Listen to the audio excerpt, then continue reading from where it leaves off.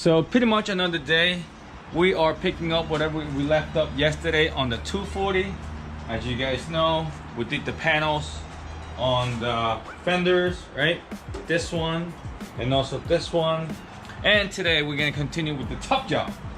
It's kind of funny though, because actually we are doing the tops and this is a job. So yeah, pretty much top job. So I took it home, I measured it, and I believe it is right on the middle. This line over here is, when you cut it, you have 2 equal fenders. Hopefully that. Now to measure this, it is kind of tricky because a regular measuring tape won't work.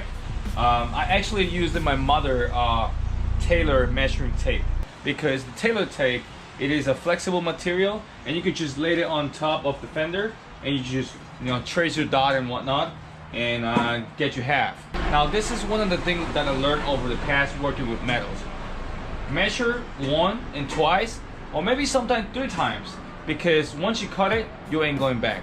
So pretty much we're gonna start by cutting the tubs in half, so we could actually have the actual piece, so we could just present it on the chassis. Once we do that, we should have a roughly idea what's to do next.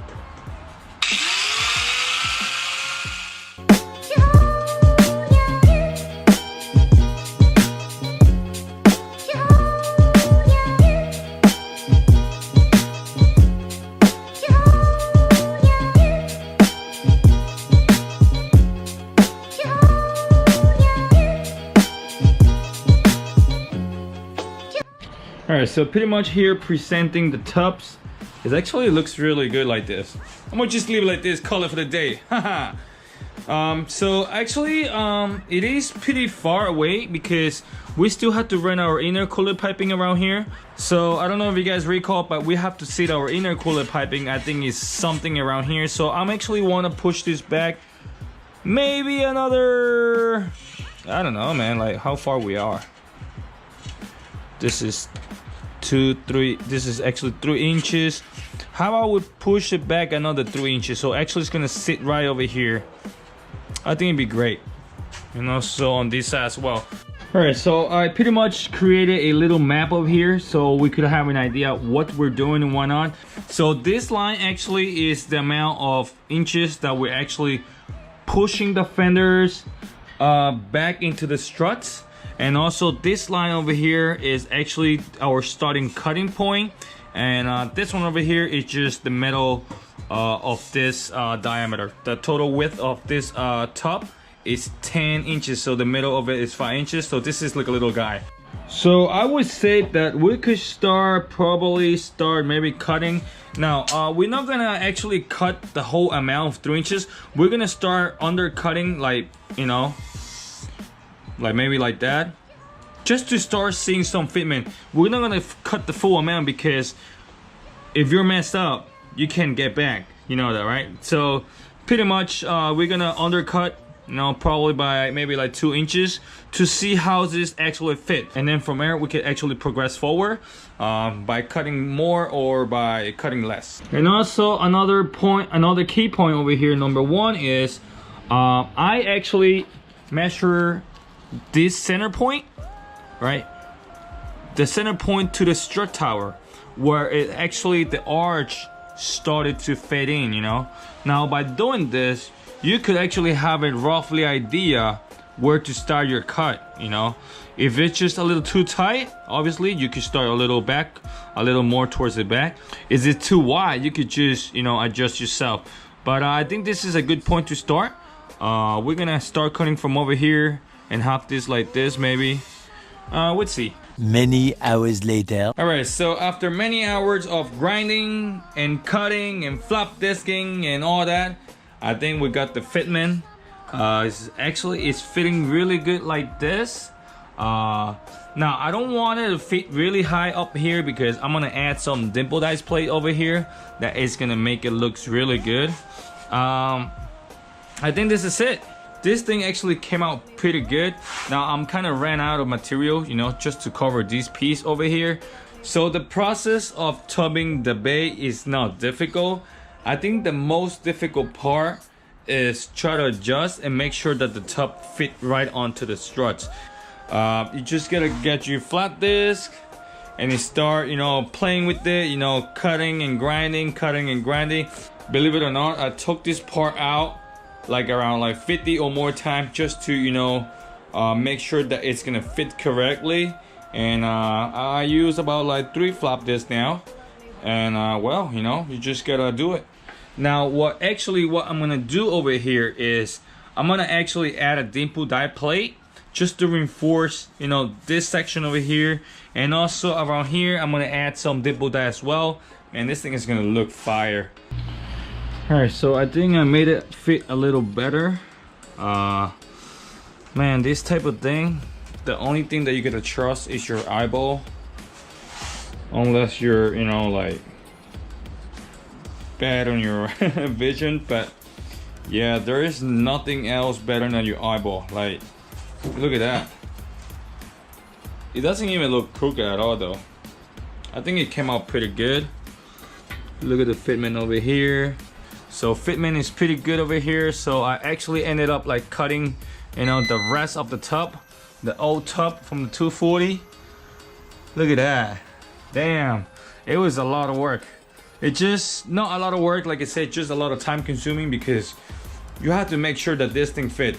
Now, I already have this done, so I kind of have an idea what I'm gonna do here and whatnot. So this side should be a lot easier.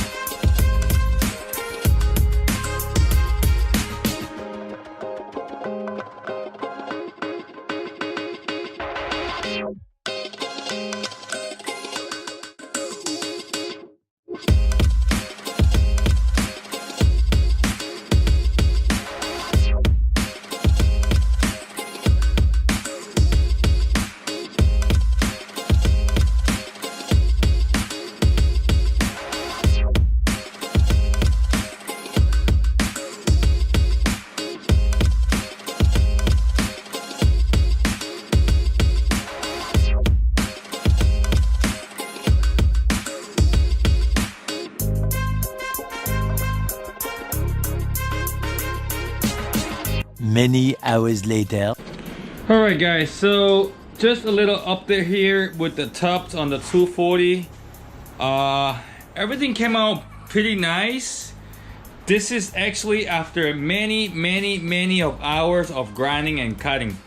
This thing ain't easy, guys. So I actually take the measurement very seriously, and I made it both sides very symmetrical, like very close though. Very close. I could say 95% close. I'm not gonna lie, everything came out actually pretty good. We're missing this piece over here, right? That covers the wheel. And also we're missing the back piece over here. Same on this side, right? This piece over here and also this piece over here. So actually, the second set was a lot easier. I almost overcut over here. So, you know, I'm just gonna grab the TIG and then just fill this up later. This side was actually a lot easier than this side because we already have measurements from this side and I flew through this one. But this one, damn, it took me like at least like 2 to 3 hours.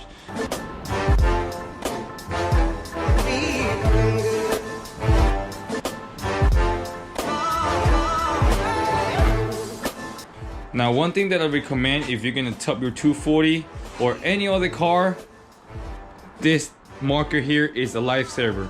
This actually helped me trace a lot of stuff.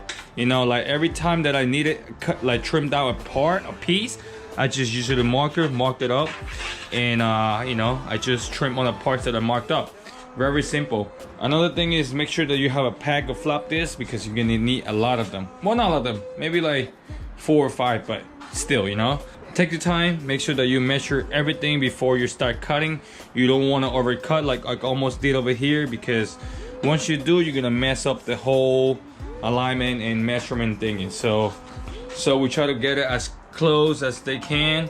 I'm not gonna say they're 100% identical, but I could say, you know, there are 80-90% identical, which is good enough. Hey, you can't really tell. Even the chassis is not 100% identical on the driver's side and the passenger side. You guys know more than I do. So that's pretty much. Next, I'm gonna start doing this piece over here.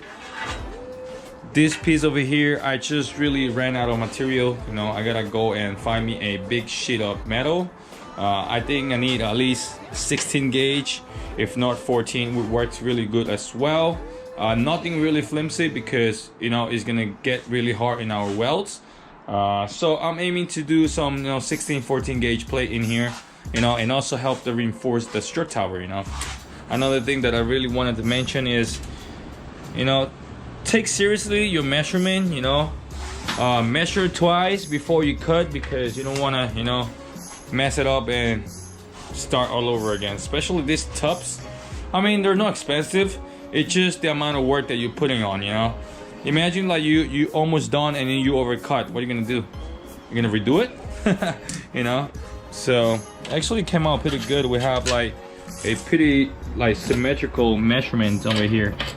We got 6" over here, and also on this side.